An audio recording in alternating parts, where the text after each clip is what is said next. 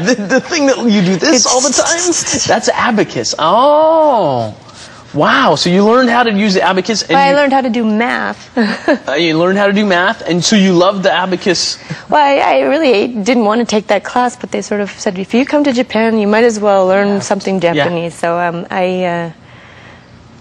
So for the first time in my life, math started to make sense. Really? So it was wonderful. I mean, I forgot it now, but it put numbers together in a way that they'd never been organized for me before. Okay, very interesting. It was wonderful, and I joined the brass band club, and we played brass band. Now that's not your current instrument. What were you playing? I was playing oboe. You were playing oboe in Japan at 18. 17. Yeah, 17.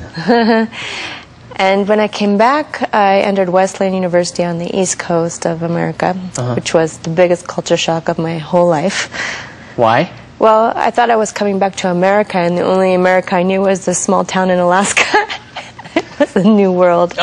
You're in a big town now with lots of people. Well, it was a small town, but it was just so culturally different than Alaska. I mean, America is really a big place with, it's not just multicultural, but it's regional. I mean, Koreans can, I think, understand regional differences, but to go from Alaska to the East Coast is a very, it's a 12-hour airplane ride. Right. And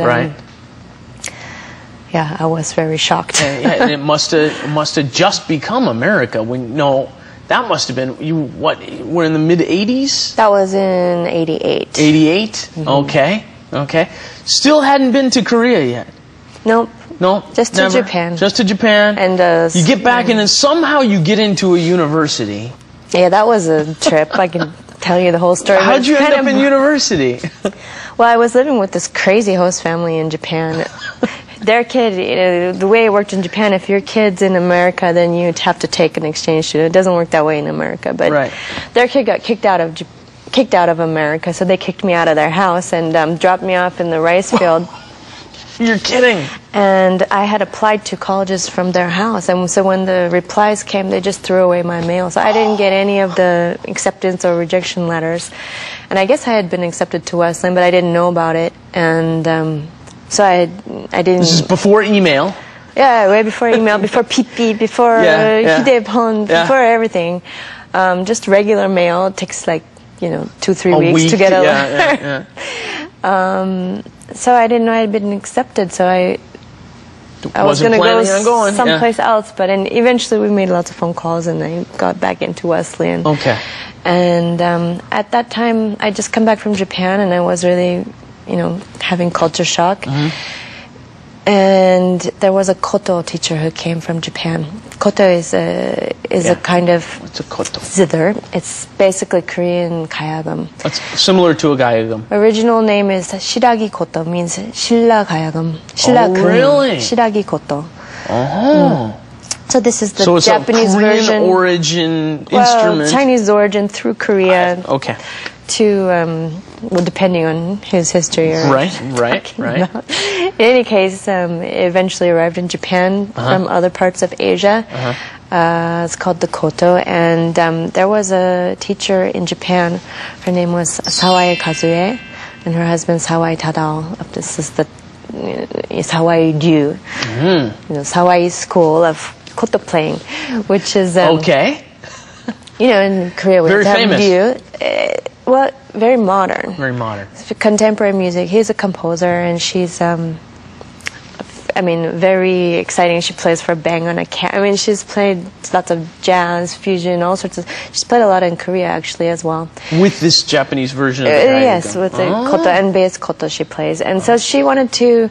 She saw that the tradition of koto playing was dying out in Japan, and so she thought if she interested American students in koto playing, that would influence Japanese students. Right. And because the Americans or non-Japanese were performing, that maybe Japanese students might get inversely. Yeah. In turn, the Japanese students would be interested in this instrument that is purely Japanese. Exactly. That is a Japanese. So instrument. she funded a program at University of Hawaii, at Wesleyan University. Those were the first two programs, and other programs after that, and maybe Urbana, Champaign. Oh, okay. I don't know. There was a program there, but I don't know if she started it. The teacher didn't speak any English. Wow. And I thought, well, what a great way to practice my Japanese. There you go. Okay. So I went to her and asked her, if I took her class, did I have to practice? And she's like, no, just come, have fun. You don't have to practice. At that time, I was playing oboe in the school symphony, and so I came to the class, and first time I played, I just fell in love with the instrument. Really?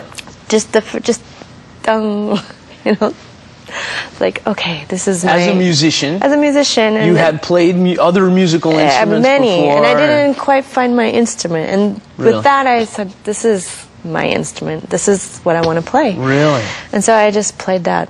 Got an A+ in the class. Yeah. My first A+ ever. That's all I did for Really? a year, is just play koto. And you did practice a lot I then. practiced, that's all I did. Practice koto. And at that time, because Wesleyan's very famous for ethnomusicology. It's in the 1960s in particular, during the 68. So Ethnomusicology. Ethnomusicology. 원어민도 모르는 단어예요. 그게 ethnomusicology. So you've got ethnic studies. 그러니까 민족학? 민족 And then 음악? musicology. 음악학, right? That wasn't my major. Oh, okay. But that's what I was studying. And at that time, so Wesleyan had a very famous ethnomusicology program. There's only a few schools in America that are well known for ethnomusicology. One is in University of Washington, UCLA is another, and Wesleyan is among those. So there was a chin player from China. Chin, 칠향금. Okay, what's a chin? It's 칠향금. 칠향금. 칠향금, 금, 고금, 옛날 고, 금, 그러니까 가야금의 금. Okay. 그 공자가 연주했던 악기예요. Okay, really? Okay. And it's a similar style, seated string instrument. Well, it's not.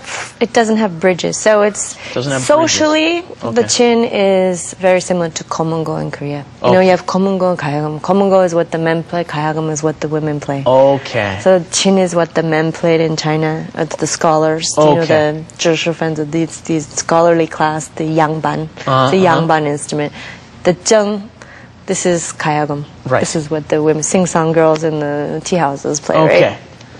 So someone was playing chin, and it turns out chin, kum, and he's one of the most famous players from China, but I had no idea who he was, and I had no idea what the chin was either at that time.